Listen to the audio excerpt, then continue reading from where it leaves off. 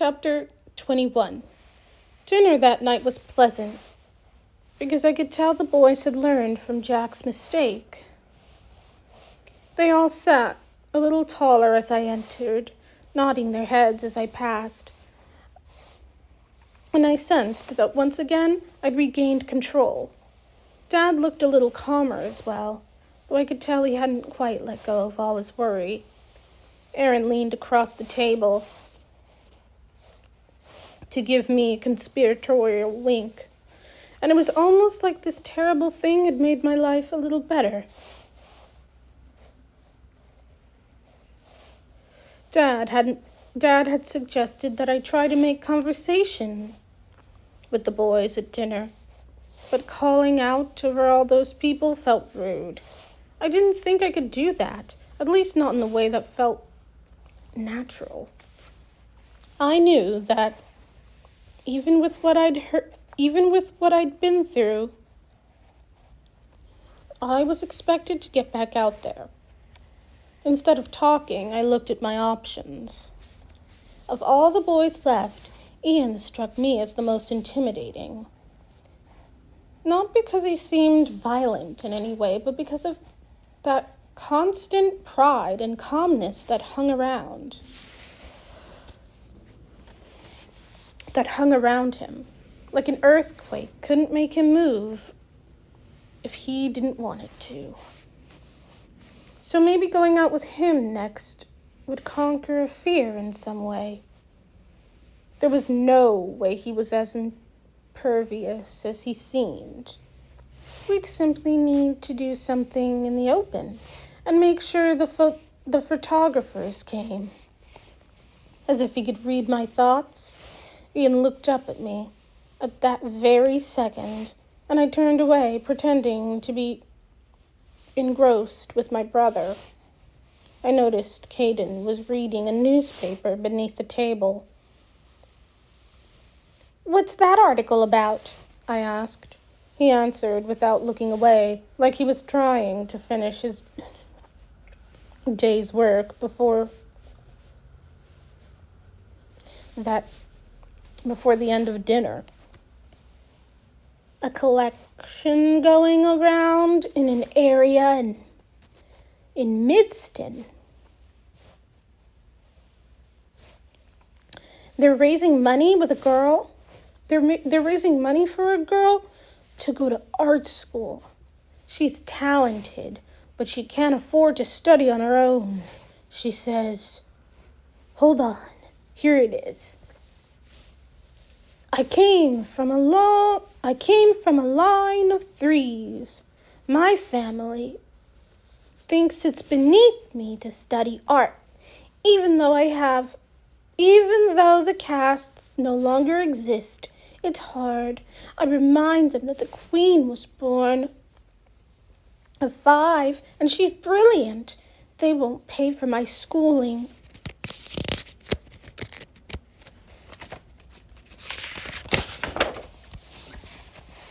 So I ask for help to pursue my dreams. Look at the picture of her paintings. They aren't bad. I grew up with a deep appreciation for art, and while her work wasn't an aesthetic I particularly cared for, I could see she was talented. They're good.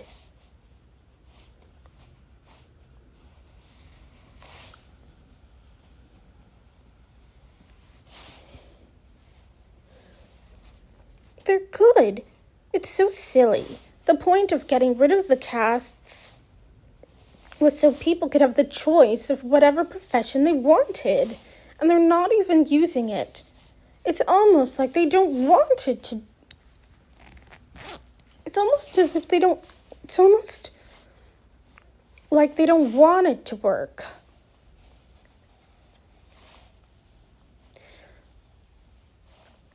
Setting up a system to allow something.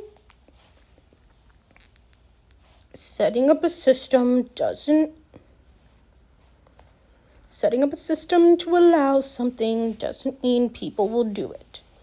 Obviously, Obviously, I commented coldly, sipping my drink.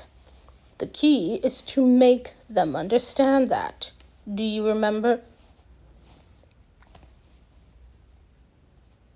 Wait, hold on. Who's talking to her then? Setting up a system to allow something doesn't mean people will do it. Obviously, I commented coldly, sipping my drink. The key is to make them understand that. Do you remember Mom showing us those old history books and how the United States had that paper? He paused to think of the name. The Declaration of Independence? And it said that people were allowed to pursue happiness. But no person making that document could actually hand over happiness. I smiled. You're too smart. You're too smart.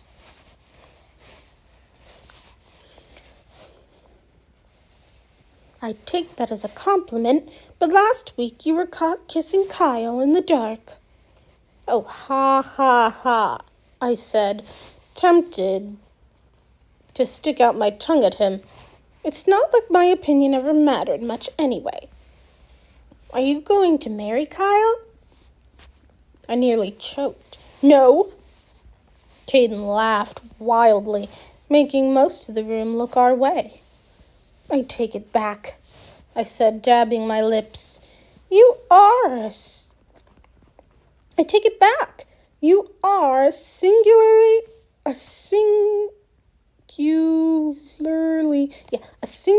gifted idiot. I stood, flicking Caden's ear as I passed. Hey! A singularly gifted idiot. I stood, flicking Caden's ear as I passed. Hey! Thanks for being there for me, Caden. Thanks for being there for me, Caden. You're a great brother. He rubbed at his ear, still grinning. I'd try.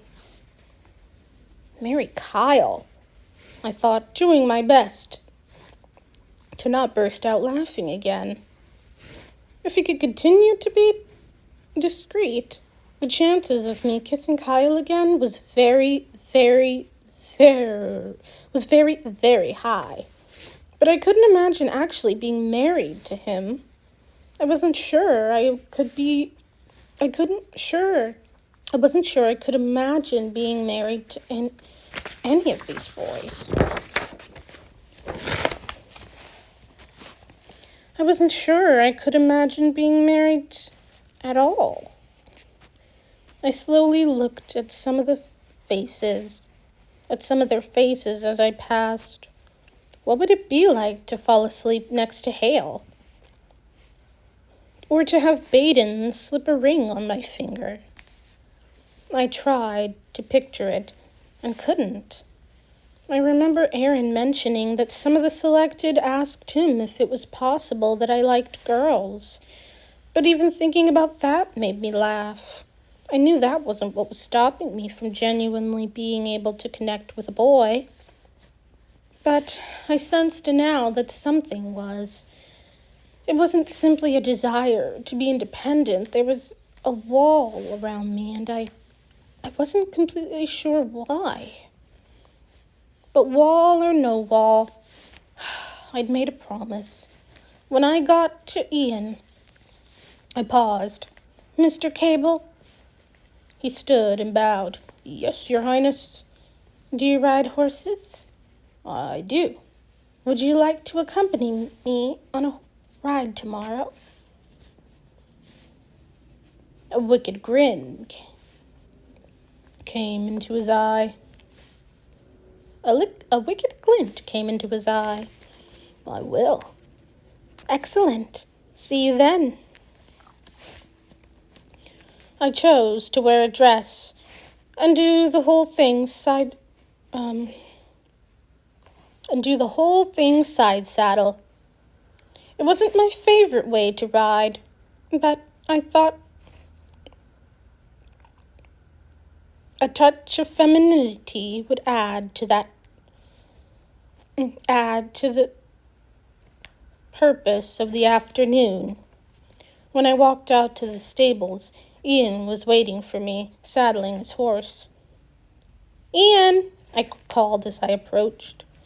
He lifted his head and waved. He was very handsome, the kind of person I thought people expected to see next to me. Every action of his was controlled, and I was determined to match him and not let myself be anxious. Are you ready? He asked. Almost. I need to grab my saddle. I walked past him into the stalls. Stall. Is that what you're going to wear? I whipped back around.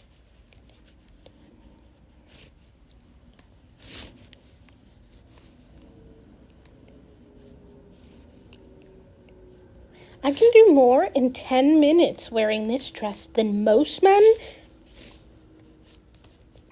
can do all day wearing pants. He laughed. I don't doubt it. Butterscotch was at the back.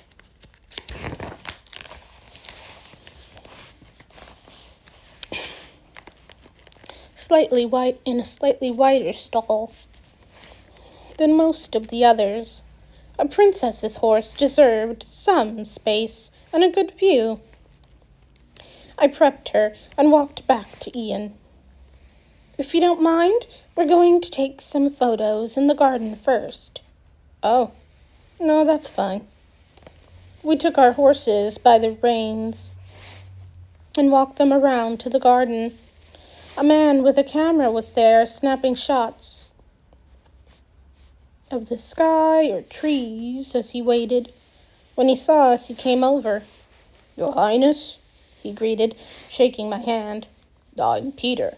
I thought it'd be nice to get a few pictures of the two of you together. Thank you. I petted Butterscotch. Where do you want us? Peter looked around. If you can put the horses by a tree, I think a couple of shots in front of this fountain would look nice. I let go of Butterscotch, knowing she wouldn't run. Come on, I said warmly. Once he had tied his horse to a branch, I took his hands.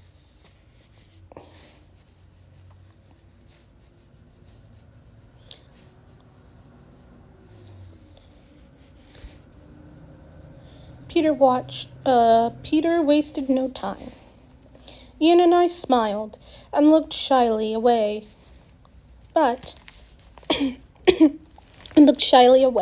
From each other. But this little walk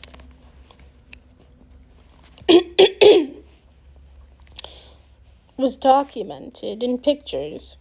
We stood in front of the fountain, sat against a shrub, and even took a couple of pictures in front of the horses.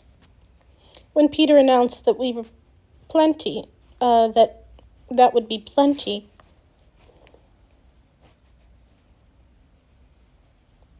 I nearly threw my arms up in celebration. He walked off rather quickly, grabbing his bags and double-checking his camera. I looked around, and as promised, we weren't completely alone. Guards lined the palace walls, and a few workers moved around the grounds, tending the grass and paths. Here, Butterscotch. I walked up to her, and she flicked her tail. Ian masterfully mounted his horse, and I was happy that he was as competent as he'd led me to believe. Forgive me, but that seemed a bit staged, Ian said as he trotted toward the edge of the lawn.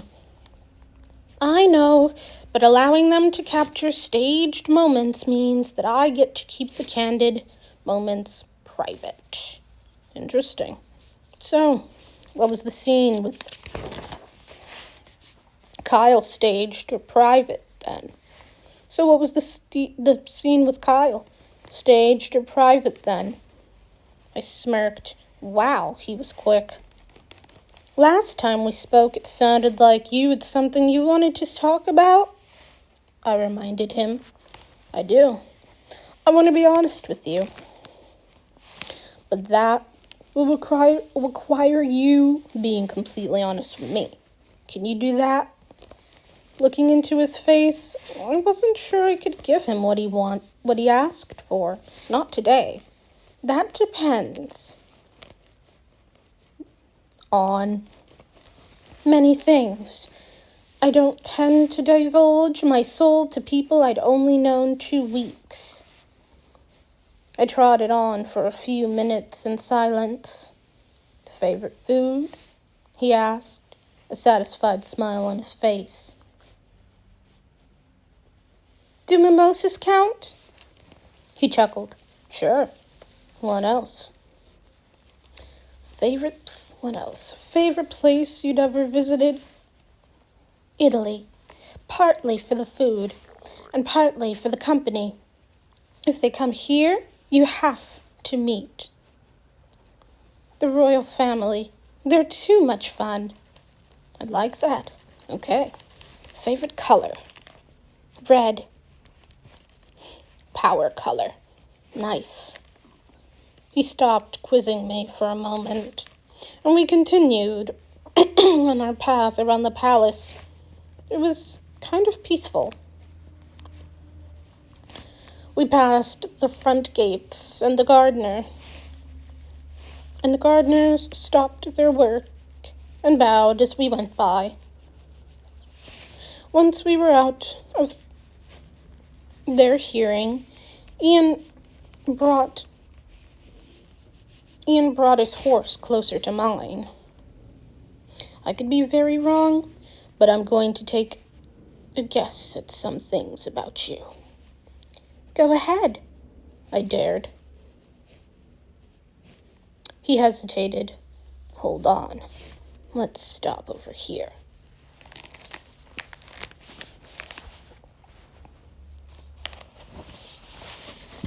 Along the palace wall, there was a lone bench, and we pulled up to it. I hopped off Butterscotch and sat on the small space with Ian.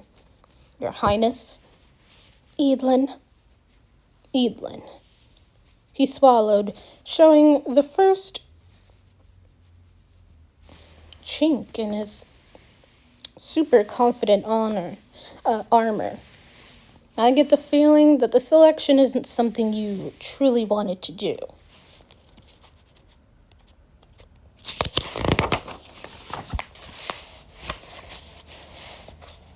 I said nothing. If it was, perhaps it's not what you thought it would be. And now, you're in a situation you don't particularly like.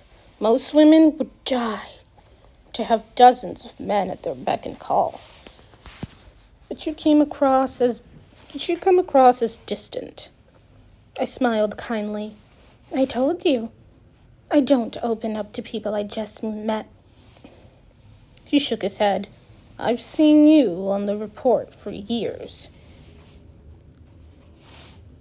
You seem above something like this. I inhaled deeply, unsure what to say.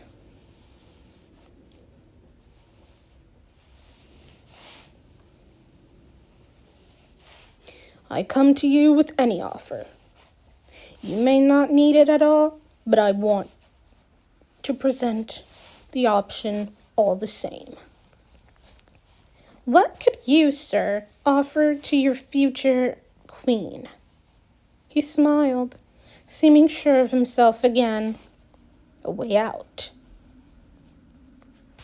It was risky to ask what he meant, But I couldn't help being curious. How? I would never hold you down. I would never hold you back. I wouldn't even ask you to love me. If you choose me, you can have a marriage free of conventional restraints.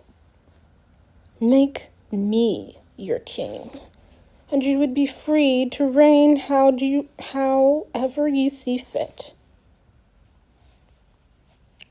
I blushed. I rushed out my dress. You would never be king. He tilted his head comically. Not your type. Not your type. Wait, hold on. Not your type. I rolled my eyes. That's neither here or there. Any man who married me would never be king. He would be a prince, consort. He would be a prince consort, as no one can hold a title higher than the queen. Higher than mine. I'd take that. I leaned on the arm of the bench. Out of curiosity, then, why make such an offer? You're very charismatic, quite handsome. I'd assume you could have a marriage filled with happiness, which makes me wonder why you would commit yourself to one you just admitted would be loveless. He nodded. That's a fair question. Personally, I believe love to be overrated. I couldn't help but smile. I come from a large family, 6 children. I've managed to scrape by, but I don't want to live that life forever. The chance at a comfortable life with an agreeable woman is better than anything else I can hope for. Agreeable? I raised an eyebrow. Is that it? He chuckled. I like you. You are yourself at all costs. I certainly don't consider marrying a clever, beautiful power woman settling. And I can offer you the means to an end if you find that one suitable in this group. If you find that one suitable in this group. Honestly, I can tell you, the majority of these guys are jokes. And you can give me something I've never had. I considered. So far, the selection hadn't been anything I'd expected.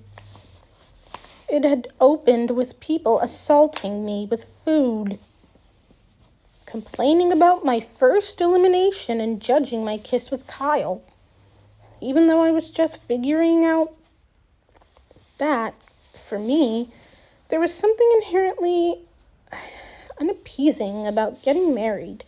I couldn't help but wonder if I'd take someone simply for the sake of making Dad happy. Every time I looked into his eyes, I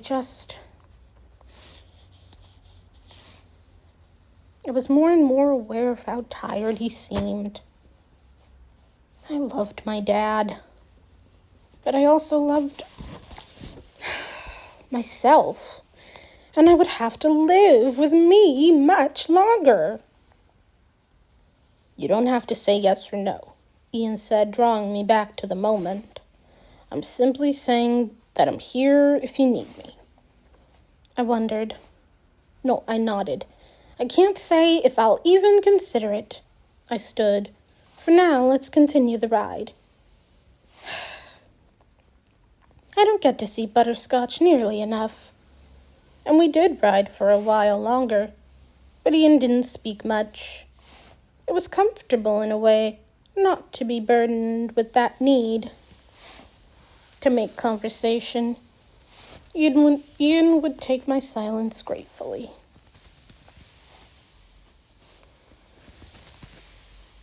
I wondered if that could last. If he could even